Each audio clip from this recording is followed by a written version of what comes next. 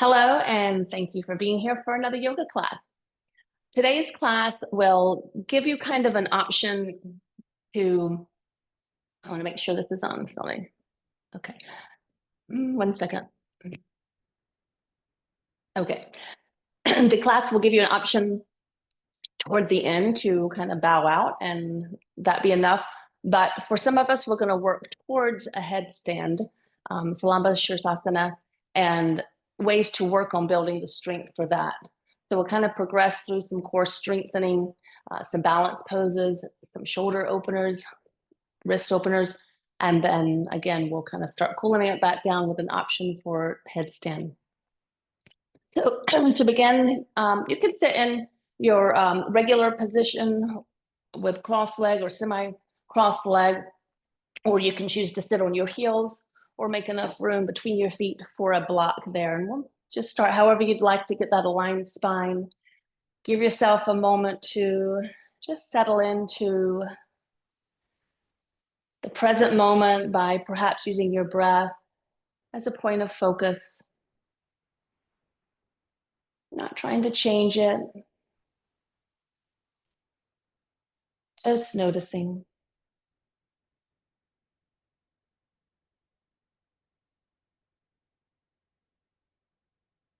If you know notice any sharp edges to your breath, or if you feel like maybe you could go a little deeper by expanding your belly during your inhalations to really use that diaphragm to begin to just tweak your breath enough to let it fill your body with oxygen, energy.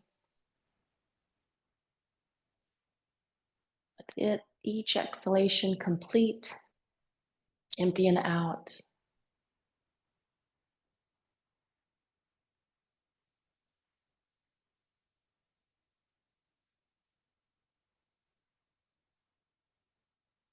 And in this increased state of clarity, if you'd like to set an intention for today's practice, you can do that now.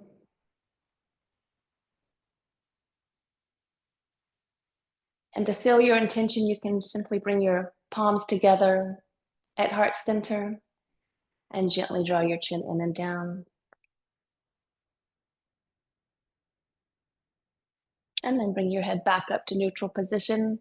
And we'll stay right here on the block or on the floor for just a couple of stretches. So we'll inhale, bring both arms up towards the sky. And as you exhale, take the hands behind your back, interlace the fingers, and as you lift the heart, straighten the elbows, try to lift the pinkies toward the sky. And then exhale, hands back into your heart. You can release the hands down towards the mat. On an inhale, reach up with your right arm, and exhale, reaching across toward the left, maybe looking down at the left and keeping that left shoulder relaxed.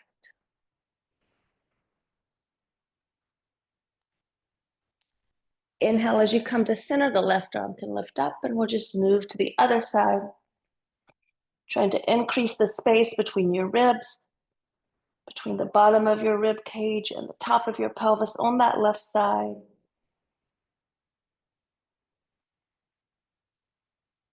Inhale back to center, and one more time, opposite side.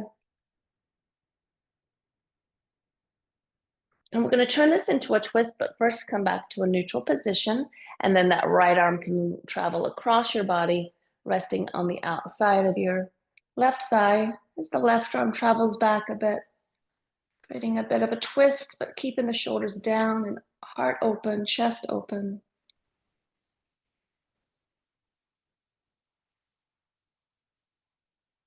And then returning to center. We'll start with that side. Lean over here to open up the left side again before our twist. And then bring the body back to neutral. And that left arm can travel across your body to the outside of your right thigh.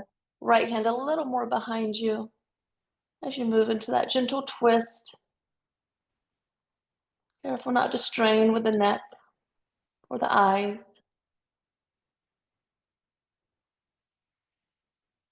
And then we'll just simply come back to center. Let's take the shoulders up and roll them down and back.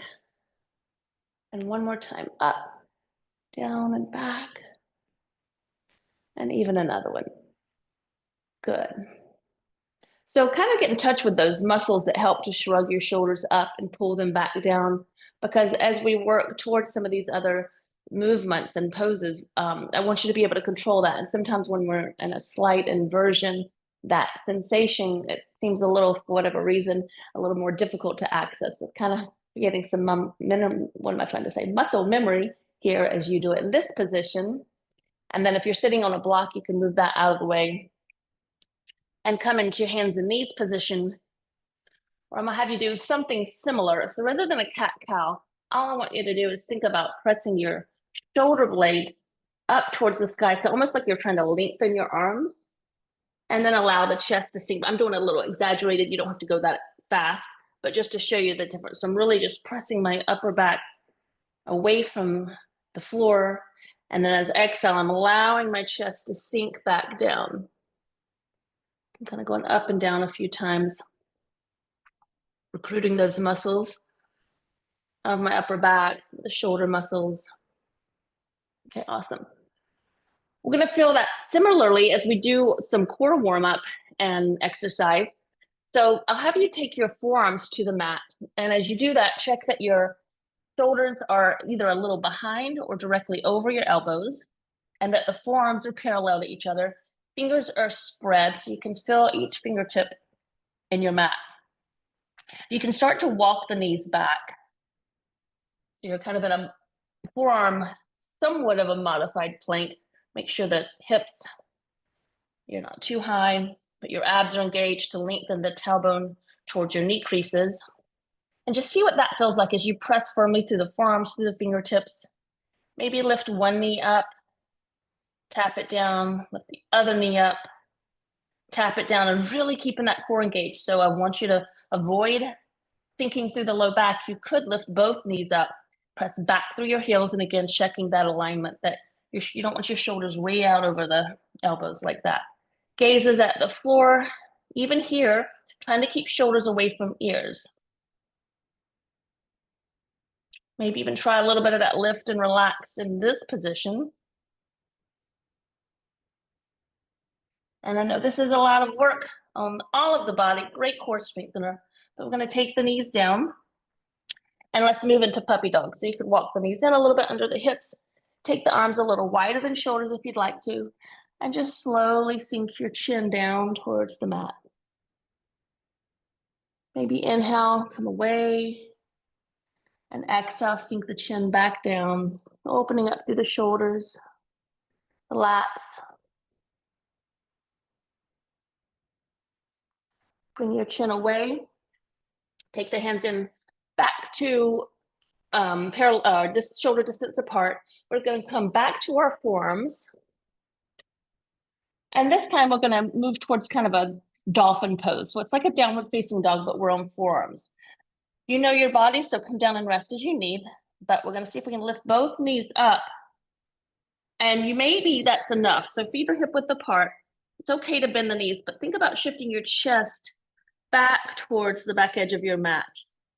And maybe you walk your feet in a bit, but the head is not touching the ground. So you've got to, without overexerting through the upper traps, keep that head floating. Walk the feet in, a little bit more if you'd like. That makes the work even more. But again, we want to keep pushing our chest back so that we don't end up with shoulders way out past our elbows. Pressing through the fingertips, the forearms, and we'll lower our knees. And this time, just come into a regular child's pose, taking the arms back by your thighs, tucking the chin, crown of the head down on the mat, and let the front of your shoulders just drop towards the mat.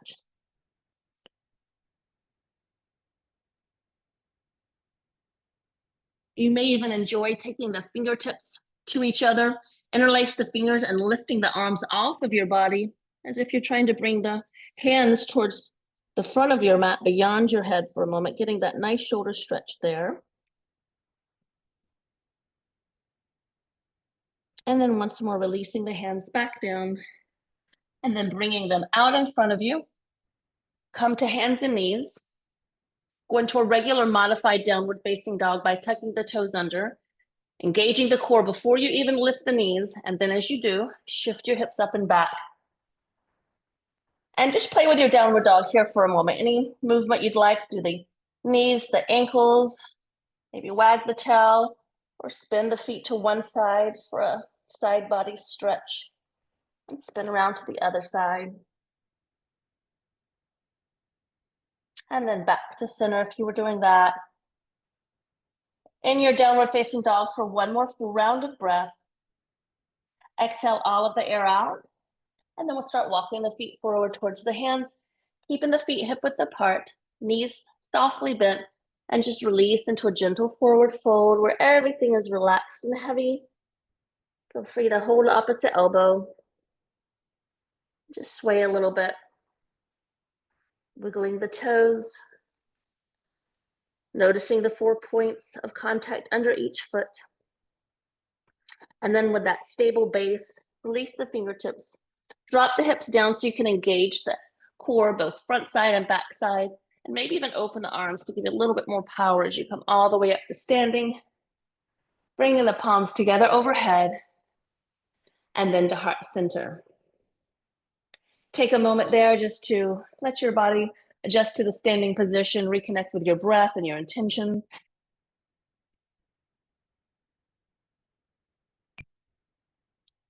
We're going to continue with a little dynamic warm-up, kind of a play off of Surya Namaskar A, and even a combo with B, but with a little change up. So we'll inhale, reach up. So don't go too far ahead. We're going to change things up.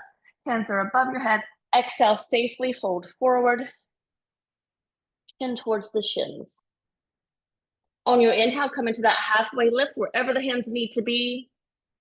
And then as you exhale, step both feet back, but hold your plank or your modified plank. Rather than lower to the floor or even going into Chaturanga Dandasana, we're going to save our triceps for a moment. And we're just going to think about rolling the creases of our elbows toward the front edge of the mat and moving into that modified upward dog. Toes can stay tucked under. You can even be on knees, but creating a little bit of extension through the spine, really spreading across the upper chest. And then we'll shift into downward facing dog. So engage the core first, and then lift the hips up and back. Feel free to adjust the feet, checking as you look back at them that the heels are behind the toes, not angled in or out. And as much as possible, relax the shoulders away from your ears.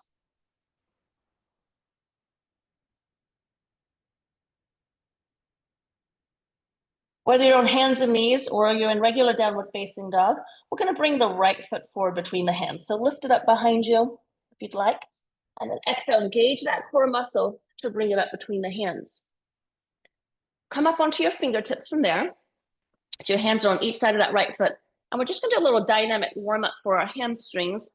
So that back foot, as you start to straighten the right knee, you can angle that back heel in. Don't feel like you have to get that right knee straight. We're just going to slowly go back and forth from a supported lunge to a little bit of a Parsvottanasana. You can go back and forth at your pace a few times.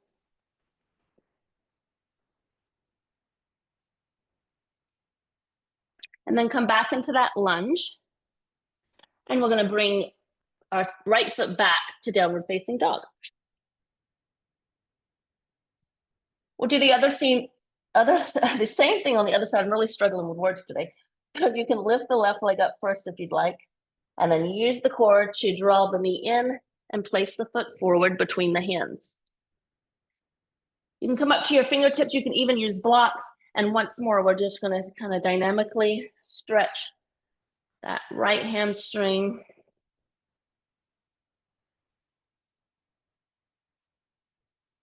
That back heel can spin in as you straighten the left knee and then back to pivot back to the ball of the foot as you bend the knee. Okay. Come back to that lunge position. And this time we're just going to step forward with our right foot to meet the left. They can be hip width apart and release into your forward fold. Inhale, halfway lift. We're going back to that plank. So step both feet back to plank. Hold it there. Modified upward facing dog, bringing the chest up and forward. Squeezing the glutes just enough to keep that back from collapsing. Staying up and out of the shoulders. The shoulders are not near the ears. Good. And then draw the abs in towards the spine as you lift the hips up and back to downward facing dog.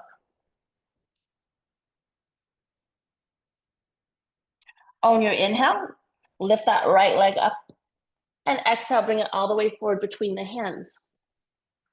So you can come up onto your fingertips again, and we'll do the same thing just once or twice, but this time, we're gonna hold the stretch. So next time you go back, you may wanna move that left foot over, at least a heel-heel alignment, maybe even over farther. And you can slide the body up. So we're working on really now getting that hamstring stretch through the right side. Keep the crease at the top of the right thigh moving back. Not holding it long. Okay. Pivot to the ball of your back foot again. Take the hands a bit forward in front of the foot. And slowly start shifting more and more weight into your right foot as you drag the left foot in. For a little core work, you can bring that left knee into your chest. And then exhale either back to the mat or straight behind you, trying to straighten through the right knee a bit. Exhale, bring the knee into the chest. And inhale, straighten the leg behind you. One more time, bring the knee into the chest. And exhale, as you straighten it behind you, feel free to keep it on the floor. Option of moving into Pavrita Ardha Chandrasana, so the left fingertips stay down and the right hand reaches to the sky. You're pointing the toes of your left foot with the option of gazing up towards that outstretched thumb.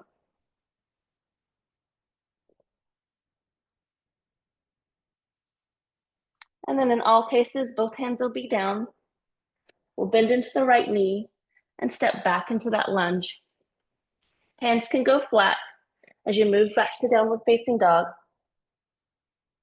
preparing for the other side. So inhale, left leg up. Exhale, bringing that foot all the way forward between your hands. Once or twice, just that dynamic stretch. And then adjust that back foot to take the left leg a bit straighter this time, holding it there for a few breaths. Can be on fingertips or hands can be on blocks.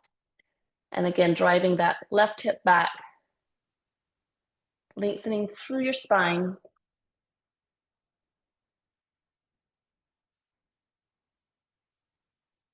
Bend into the left knee as you pivot back to the ball of your back foot. And we're gonna walk the hands forward. As you drag the right foot in, the left knee will go a little straighter. And you exhale, you can bend both knees, right knee is into the chest. Inhale, extend the leg behind you, left knee a little straighter. Exhale, bring it in. Inhale, lengthen. Exhale, bring it in. Last time, inhale, lengthen behind you. You can stay right there, just keeping the right leg powerfully strong and parallel to the earth, or you can just keep the right fingertips down, trying to square out through the hips and pelvis as you lift your left arm to the sky. For more challenge, you can look up at that outstretched arm. Nice. Still breathing. And then the fingertips come down. Bring the right foot in to meet the left. And very slowly, because your head's been down a while, just come up to standing carefully. Especially if you notice that you've been holding your breath. I don't want you to feel lightheaded. If you do, for any reason, just bend your knees and bring your head down a little bit until you feel like your breathing and heart rate is back to your normal. Fantastic. So we're going to open up the wrists, the shoulders with a little bit of, I'm going to turn around behind you. As we move into Parsvottanasana, this time we'll do it from a standing position, and you can either hold the opposite elbow, you can place hands at the low back, or you can touch the palms together And then see if you can turn the fingertips up to make palms together behind you, somewhere in between the shoulder blades, and then draw the elbows back. So you want to get the hand position first. Any of those are fine. Right foot stays where it is, left foot steps back. Again, we're going to work on squaring our hips forward, so that back left foot may need to move to the left a bit, allowing you to then square towards the front edge of your mat with your pelvis. Keeping the heart open, take a breath in, and as you exhale with a straight right knee, not locked, but straight, we're going to fold forward. So if you feel this more in the arms and shoulders, no big deal. That's where I'm really wanting you to get your focus today anyway. But there's a strong chance you'll feel this in your hamstring as well. And if you need to adjust the distance between your feet, you can do that. Gravity's going to want your shoulders to fall forward. Do your best to keep them away from the floor. Elbows lifting as you breathe.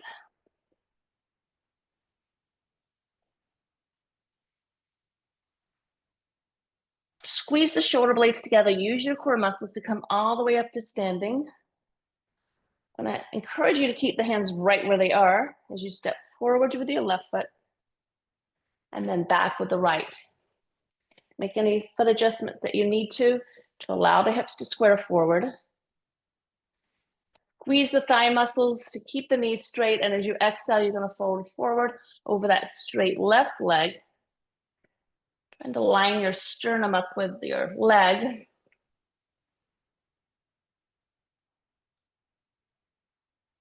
And breathe into any space that needs your attention right now.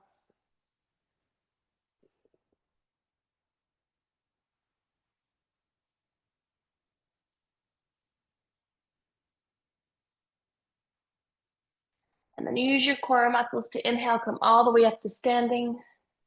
And as you exhale, you can step forward and release the hands down. Feel free to kind of shake it out. That pose has been shown in studies to help reduce the risk of the onset of carpal tunnel syndrome. So if it felt really tight to you, it did to me today. I haven't done that in a while. So it's just a reminder that I need to do that more often. Okay, we're going to do another standing balance pose, and then we're going to make our way back towards the floor to work towards a headstand for some of us. So Garudasana, eagle pose. We're going to do the arms position first, and so that's why I'm facing you, so you can see the arms are going to go out to the side. And then as you exhale, we're going to take the left arm over the right. And for some of you, maybe you're just going to bend the elbows and touch the shoulders. If available, you'll just go ahead and keep wrapping the arms. That's what it kind of looks like, so that the palms are touching, trying to keep the wrists straight. And then you can just play with position here for a moment and notice what you feel between the shoulder blades as you lift the elbows up a bit, as you try to move them away from your body. But I want you to firmly press every point of contact there, and that will help with the balance that we're moving towards. So left arm is on top of the right. We're going to shift your energy and attention, your weight bearing, into that right leg. So you can bend the left knee, come up onto your tippy toe, find a spot to focus on in front of you as you just kind of like a kickstand, like to tap that toes to the outside of your right ankle. That may be enough for you. Some of you already know where we're heading, and you can head there now. You might want to bend deeper into the knee first to bring that left thigh high up on your right thigh and see if you can wrap that ankle all the way around into Garudasana, eagle pose, pressing wherever you can, wherever's touching, and breathing.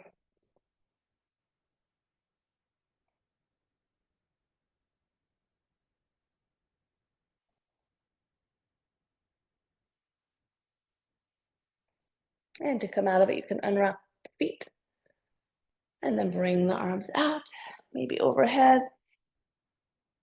And exhale, arms back out to the side. This time we'll take the right arm over the left, and your choice of elbows, or hands touching shoulders or wrapping the forearms to bring the palms together, and try to make sure your wrists are not bending but are in a neutral position. And so we'll start shifting our energy and awareness into the left foot. Those that know Garudasana, feel free to move there.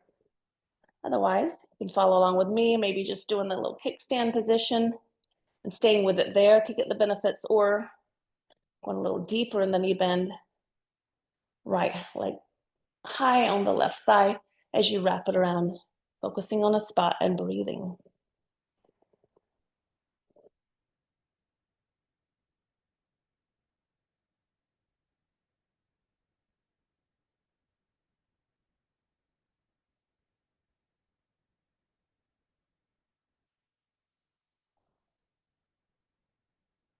And to come out of it, you can just unwrap the feet, release the arms down and all the way up.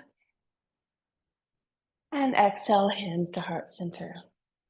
Fantastic. Release down to mountain pose. Take a couple of rounds of breath. Noticing your breath, your heart rate, sensations. Balance poses can really get that heart rate up sometimes. We're going to make our way back down for a little bit more core work. A couple of stretches with the option of bowing out then and letting that be your practice, or working towards a headstand. Because I'm not there with you, you have to really listen to my advice and do what's best for you, all right? If you have a wall nearby, that could be a place to kind of set up as we move there, but I'll give you a chance. So hands at heart center, we're gonna reach up on our inhale. This time, exhale, take the hands behind you and release the fingers. And as you lift the heart, bring the arms up behind you. And then exhale, fold forward.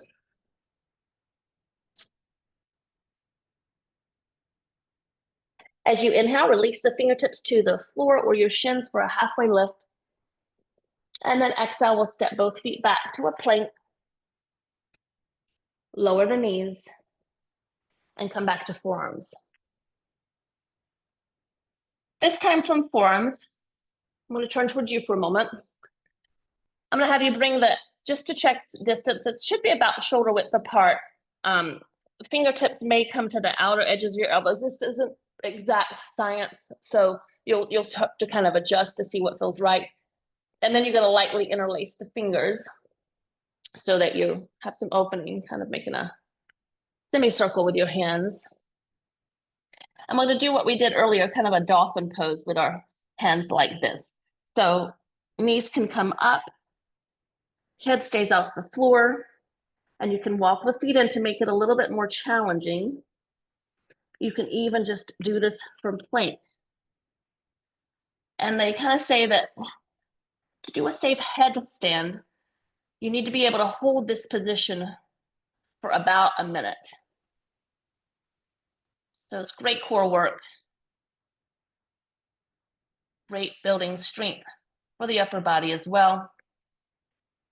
Walking the feet in is even more challenging and powerful. But head is still off the floor in this strengthening exercise. And then release the knees down. Untuck the toes. And we'll sit the hips back and come into Balasana, child's pose once more.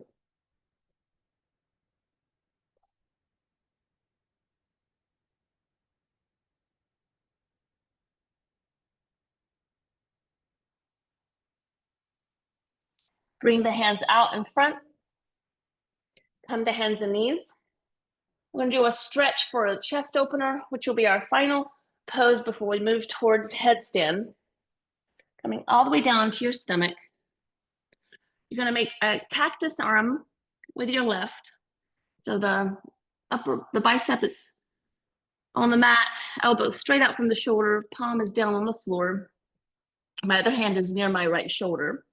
I'll bend my right knee and start to roll over towards my left side, bringing potentially my right foot to the floor, outside my mat, outside the left leg. Getting a powerful stretch through the upper chest on the left side. You can relax your head on the mat. If that's too far, you don't have to take the foot all the way down. Even just a slight roll to the left can be enough.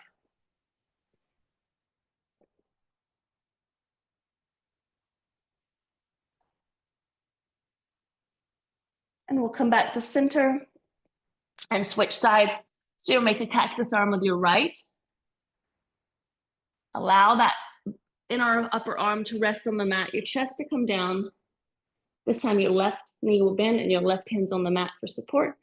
And you can take that foot over to the outside and rest your head down. Usually one side's a little tighter. And breathe into the upper chest muscles stretching. They're so important for respiration, for posture.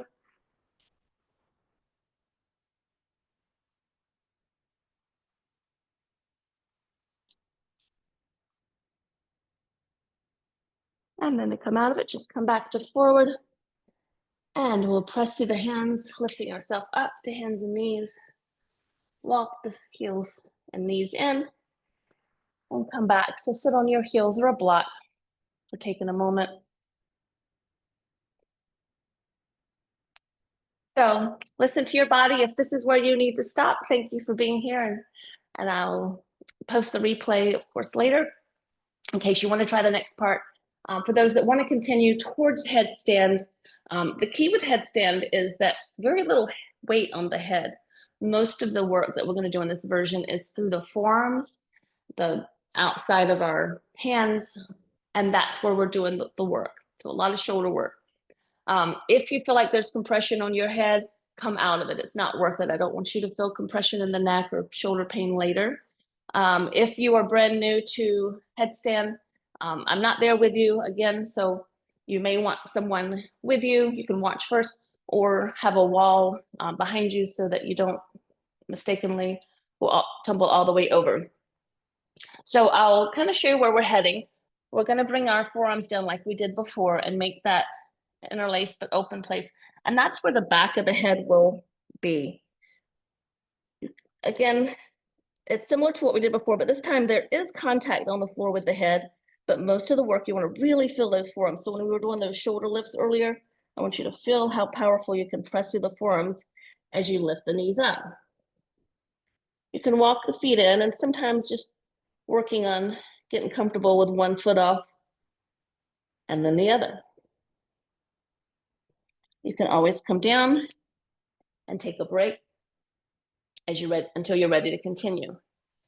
The next stage would be walking the feet in and coming really up to the tippy toes and bringing the leg a little higher. You could tuck it back in and maybe the other leg joins. You can always just stay there and bring one foot back down, the other, and take a break. So you're getting used to each stages without too much weight. You want that awareness of, was my head doing the work or the forearms? And then if you go into final expression, you can again go to that in-between stage first, and then maybe one leg, and then the other go up. Legs are zipped together, balls of the feet pressing to the sky, and powerful energy through the forearms. Careful not to overarch the low back. You want to think about lengthening your tailbone, in this case, up towards the sky. And then you can come out of it the same way. And rest in child's pose.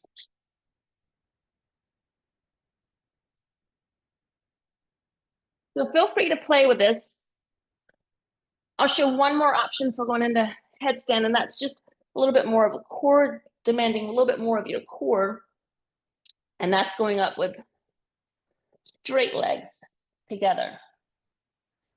So the start is the same, but you really walk those toes up until they just kind of naturally, you never want to kick up into it, but they just kind of naturally start to float up. I guarantee that if you try to kick them up, you're going to lose your balance and go potentially over the wrong side.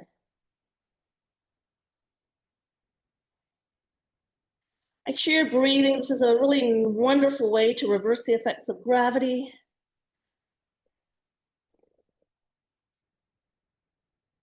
And if you want that core exercise on the way down, you can come down the same way, keeping the legs zipped together and slowly coming back, making sure to take time in child's pose to let the shoulders, neck, and head kind of in that in-between, that transitional place before sitting up.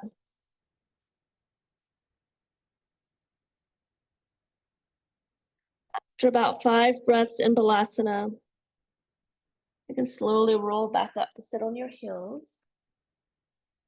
You can stay on your heels, a block, or come into any variation of lotus cross legs. And I think it's always a great idea just to end similarly to how we did, with a few shoulder rolls back, a little side to side neck stretching.